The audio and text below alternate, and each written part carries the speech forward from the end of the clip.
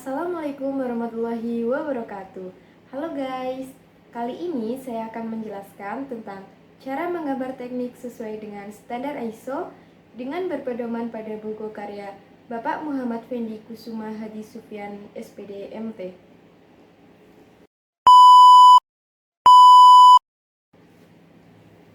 Di bab pertama ada fungsi dan tujuan menggambar teknik. Sebelum masuk ke fungsi dan tujuan, apa sih itu menggambar teknik? Menggambar teknik adalah suatu pekerjaan membuat gambar-gambar teknik yang menunjukkan bentuk dan ukuran benda atau konstruksi sesuai dengan aturan dan ketentuan yang berlaku menggunakan standar yang disepakati.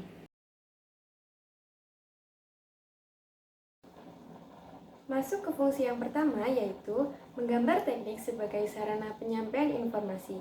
Maksudnya adalah menggambar teknik memiliki tugas untuk menyampaikan informasi secara objektif agar perancangan yang dimaksud dapat diterima oleh yang bersangkutan. Kemudian, fungsi yang kedua adalah penyimpanan, pengawetan, dan penggunaan keterangan. Maksudnya adalah gambar teknik merupakan bahasa yang memiliki keterangan-keterangan yang dipadatkan untuk disimpan sebagai data. Selain itu, gambar teknik ini juga dapat digunakan untuk memperbaiki atau meningkatkan kualitas dari gambar-gambar sebelumnya. Dan yang terakhir adalah cara untuk mengungkapkan pemikiran dalam penyampaian informasi. Selanjutnya adalah tujuan menggambar teknik. Yang pertama, internasionalisasi gambar. Yang kedua, mempopulerkan gambar. Yang ketiga, perumusan gambar. Yang keempat, sistematika gambar. Yang kelima, penyederhanaan gambar. Dan yang terakhir adalah modernisasi gambar. Setelah kita membahas fungsi dan tujuan menggambar teknik ternyata juga disebut sebagai bahasa teknik. Hal ini karena menggambar teknik merupakan alat untuk mencapai pemahaman mengenai komponen atau elemen mesin kepada orang lain. Selain itu, menggambar teknik juga alat komunikasi dalam bentuk gambar yang biasa digunakan dalam bidang teknik. Gambar teknik yang baik adalah gambar teknik yang bersifat objektif dan tepat sasaran. Selain itu, gambar teknik yang baik juga menggunakan standar yang telah disepakati. Bab 2. Peralatan dan standarisasi gambar teknik. Yang pertama adalah pensil. Pensil yang digunakan ada dua jenis. Yang pertama, pensil biasa, dan yang kedua adalah pensil mekanik. Penggunaan dan penggolongan jenisnya disesuaikan dengan kebutuhan ya teman-teman. Selain itu, biasanya setiap merek komersil pada setiap pensil itu berbeda. Yang kedua adalah penggaris segitiga dan busur derajat. Penggaris segitiga akan memudahkan kita untuk menarik garis lurus pada saat kita menggambar. Sedangkan busur derajat akan mempermudahkan kita untuk menggambar garis lengkung atau mengukur sebuah sudut. Yang ketiga adalah rapidograf. Rapidograf adalah alat yang seperti ballpoint, bisa diisi ulang menggunakan tinta tertentu. Selain itu, rapidograf juga bisa diukur garisnya sesuai dengan ketebalan yang diinginkan. Yang keempat adalah jangka gambar. Jangka gambar adalah alat yang digunakan untuk membuat lingkaran dengan diameter tertentu. Jangka gambar juga dibagi menjadi 3 golongan. Yang pertama, jangka gambar besar. Jangka gambar besar digunakan untuk membuat lingkaran dengan diameter 100-200 mm. Kemudian, jangka gambar menengah. Jangka gambar menengah digunakan untuk membuat lingkaran dengan diameter 20-100 mm. Dan yang terakhir adalah jangka gambar kecil yang digunakan untuk membuat lingkaran dengan diameter 5-30 mm. Yang kelima adalah penghapus. Tentu kalian sudah tahu ya apa fungsi penghapus. Penghapus biasanya digunakan untuk menghilangkan garis atau gambar yang tidak diinginkan. Yang keenam adalah meja gambar. Meja gambar adalah meja khusus yang dibuat untuk mempermudah proses dalam menggambar. Meja gambar biasanya terbuat dari kayu dan penyangganya terbuat dari besi. Selain itu, meja gambar juga dapat diatur kemiringannya sesuai dengan yang dikehendaki. Dan yang terakhir adalah mal. Mal digunakan untuk mempermudah kita dalam membuat garis, angka, huruf, dan bentuk. Ada berbagai jenis mal, antara lain mal huruf, mal angka, mal bentuk, dan mal kurva. Kemudian ada kertas gambar. Kertas gambar yang digunakan biasanya berlambang A dan diikuti dengan angka berikutnya. Kertas gambar pokok yang digunakan adalah A0 atau dengan ukuran 1 meter persegi. Ukuran gambar bisa diartikan juga setengah dari ukuran satu tingkat di atasnya. Kemudian ada kepala gambar. Kepala gambar sangat penting dalam menggambar teknik karena berisikan identitas gambar. Kepala gambar biasanya terletak di sudut kanan bawah. Umumnya, kepala gambar berisi tentang proyeksi, satuan, skala, tanggal, digambar, diperiksa, dan keterangan lainnya mengenai gambar. Kemudian adalah skala gambar. Skala gambar adalah perubahan ukuran dimensi dari gambar sebenarnya. Skala gambar bisa diperkecil atau diperbesar sesuai dengan kebutuhan dan ruang kertas yang ada. Selanjutnya ada standar garis. Standar garis yang biasanya digunakan antara lain: yang pertama, garis gambar. Garis gambar berupa garis tipis yang digunakan untuk membuat garis tepi. Yang kedua, garis bayangan. Garis bayangan memiliki ketebalan setengah milimeter berupa garis putus-putus. Yang ketiga, garis hati. Garis hati memiliki ketebalan setengah milimeter berupa strip dot yang biasanya digunakan untuk menunjukkan sumbu suatu bidang. Yang keempat adalah garis ukuran. Garis ukuran berupa garis tipis dengan ketebalan setengah milimeter yang digunakan untuk menunjukkan ukuran. Dan yang kelima atau yang terakhir adalah garis potong. Garis potong berupa garis tipis yang memiliki ketebalan setengah milimeter dengan bentuk strip titik-titik strip. Kemudian ada standar huruf. Ukuran huruf yang digunakan harus sama dan seragam agar mudah dibaca. Akan lebih baik jika menggunakan mal huruf.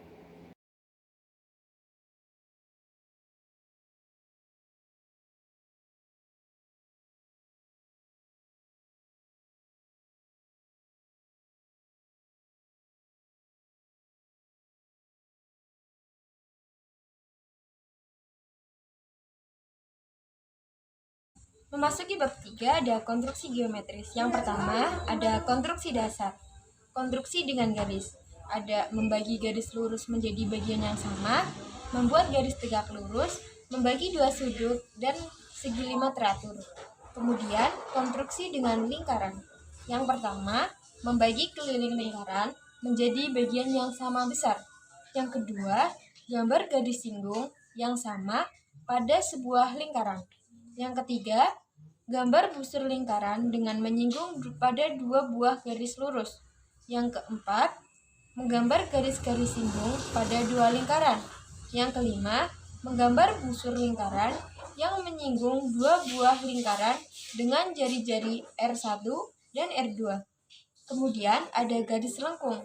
Yang pertama, potongan kerucut seperti elips, parabola, dan hiperbola. Dan yang kedua, ada lengkung bentuk gigi seperti evolven, sikloida, episikloida, dan hiposikloida.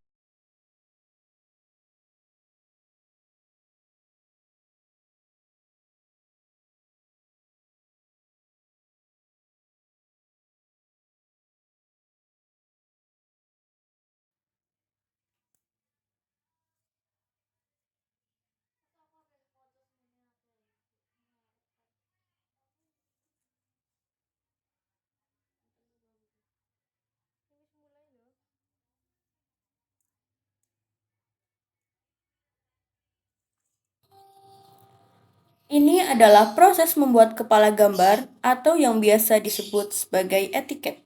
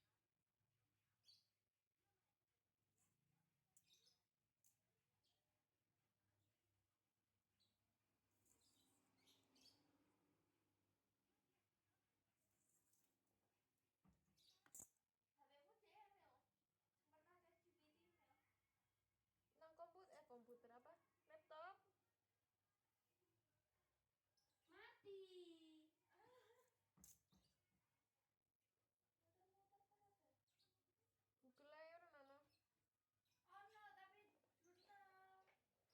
Ya malah li aku ora to. Iku lah kon kowe.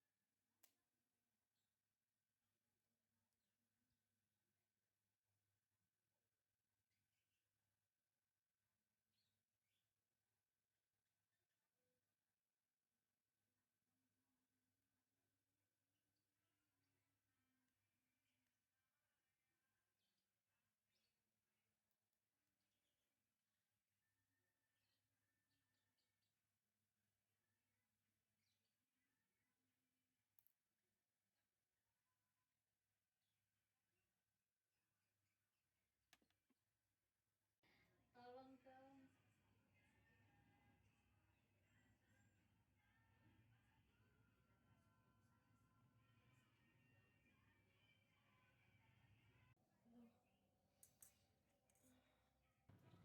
Kemudian memasuki bab 3 yaitu konstruksi geometris. 1. Konstruksi dengan garis. Contohnya A. Membagi garis lurus menjadi bagian yang sama. Langkah-langkahnya 1. Gambar garis AC dengan besar sudut bebas dengan garis AB. 2. Buat jumlah bagian yang sama dengan memberikan tanda seperti nomor 1, 2, 3, 4, dan 5. Ketiga, hubungkan tanda terakhir atau tanda 5 ke titik B. Keempat, gambar garis melalui titik 1, 2, 3, 4 sejajar dengan garis 5B hingga menjadi membentuk titik potong yang sejajar dengan garis AB. Berilah tanda titik potong dengan 1, 2, 3, dan 4.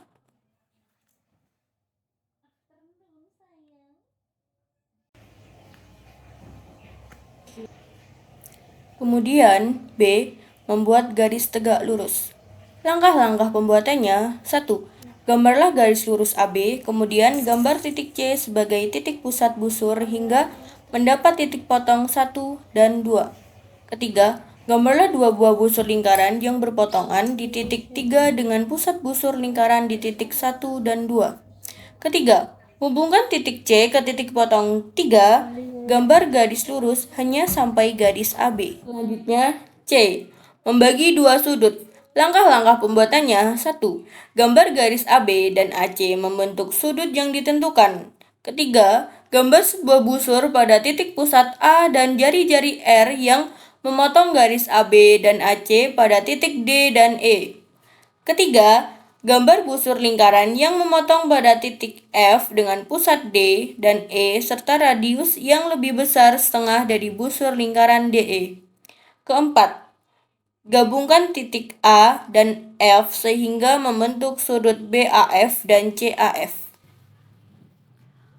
Kemudian segi 5 teratur. Langkah-langkah pembuatannya 1. Buatlah lingkaran dengan titik pusat O. 2. Gambarlah dua buah sumbu tegak lurus yang membagi lingkaran menjadi 4 bagian. 3. Tentukan titik G di antara garis OC. Buatlah busur lingkaran dengan jari-jari AG dan titik pusat G. Busur lingkaran tersebut memotong garis sumbu CD titik H. Maka, AH adalah panjang sisi segi 5 teratur yang diinginkan.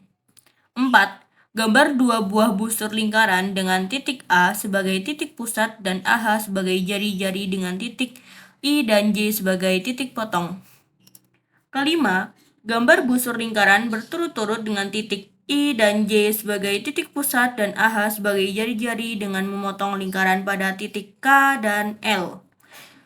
Keenam, hubungkan titik A, J, K, L, dan I.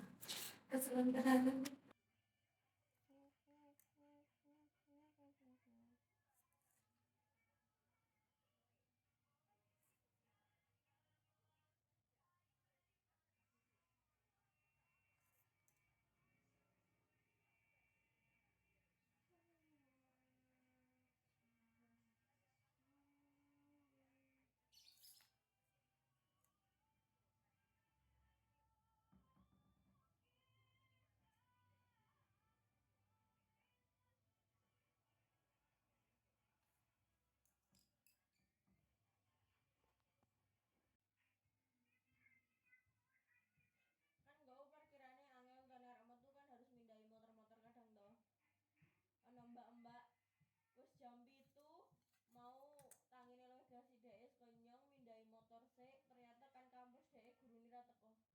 Dosene ra teko, coy. Cancel jadi online.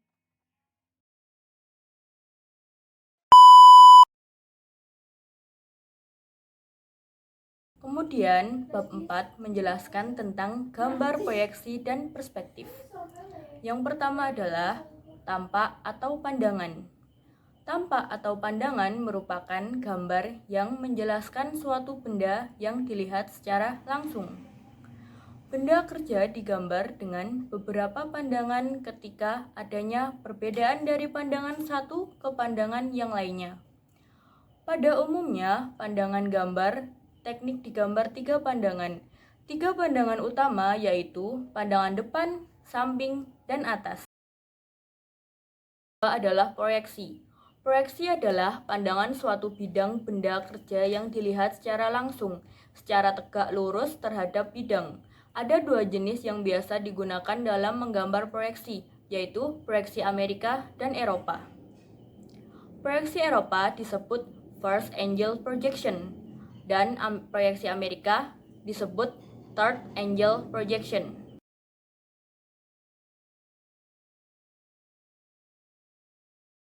Dan kemudian memasuki bab 5 yaitu gambar potongan. Yang pertama adalah potongan pada gambar teknik. Potongan dalam gambar teknik merupakan sebuah cara untuk memperjelas tampilan suatu objek. Yang kedua adalah jenis-jenis potongan. Yang pertama, potongan meloncat. Potongan meloncat merupakan jenis potongan yang difungsikan untuk menyederhanakan gambar dalam bentuk potongan. Potongan penuh. Potongan yang digunakan untuk menampilkan objek dengan membagi bidang potongan seutuhnya agar objek akan tampak lebih detail, efektif untuk dibaca. Yang ketiga adalah potongan separuh. Potongan separuh difungsikan untuk menampilkan gambar dengan pandangan luar atau outside. Biasanya garis yang tidak tampak atau tersembunyi tidak digambarkan karena detail bagian dalam telah tampak pada bagian yang terpotong. Potongan putar. Potongan putar adalah metode pemotongan atau irisan sebuah objek secara penuh, tetapi pada saat penyajiannya diputar dan ditempatkan pada area lain agar tidak terjadi salah persepsi dalam membacanya. Potongan sobekan. Potongan sobekan atau broken out section berfungsi untuk menampilkan gambar dengan beberapa bagian saja yang dipotong sehingga gambar tampak detail bagian dalam objek gambar tersebut. Yang keenam adalah potongan berurutan. Potongan berurutan ini merupakan type yang digunakan untuk menunjukkan gambar secara berurutan dengan susunan gambar yang saling berhubungan satu sama lain. Dan kemudian adalah bagian arsiran pada gambar teknik. Arsiran atau hatching adalah teknik dalam lukisan dan karya grafis yang digunakan untuk memberikan efek warna maupun bayangan dengan membuat garis-garis paralel. Fungsi arsiran pada gambar teknik ini adalah untuk memperlihatkan bidang potongan gambar. Yang pertama, arsiran untuk gambar susunan. Untuk gambar susunan yang sama harus diarsir dengan cara yang sama, sedangkan arsiran untuk benda yang berdempetan dibuat dengan arah atau jarak yang berbeda. Yang kedua adalah arsiran untuk bidang yang luas. Untuk di bidang yang luas, arsiran dapat dibatasi pada daerah tepi bidang yang diarsir. Yang ketiga, arsir untuk bidang potongan yang berbeda dan sejajar. Arsiran ini memiliki ukuran yang sama, namun penempatannya di antara kedua potongan objek luar. Arsiran dan keterangan. Arsiran boleh dihilangkan bila terdapat keterangan gambar. Yang kelima, arsiran untuk menunjukkan macam bahan. Arsiran dalam gambar dibedakan menjadi beberapa macam. Arsiran gambar dengan objek seperti arsiran dinding, arsiran urungan, arsiran genteng harus dibedakan. Kemudian, bab 6 memasuki toleransi gambar. Yang pertama adalah deskripsi toleransi gambar teknik.